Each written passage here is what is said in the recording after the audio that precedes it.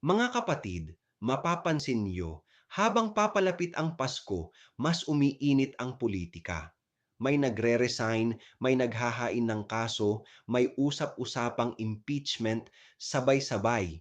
Hindi ito dahil sa Pasko mismo, kundi dahil ito ang panahon ng pagpoposisyon. Habang abala ang bayan sa handaan, ang makapangyarihan ay nagbibilang ng kaalyado, naglilinis ng pananagutan at naghahanda para sa susunod na taon.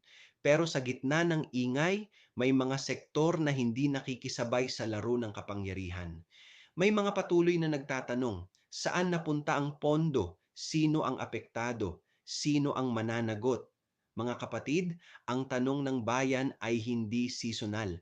Kahit Pasko, hindi dapat magbakasyon ang pananagutan. Ako si Padre Jesse Galilea, may pusong Pinoy, kasama ninyo sa pananalig at pakikibakang panlipunan.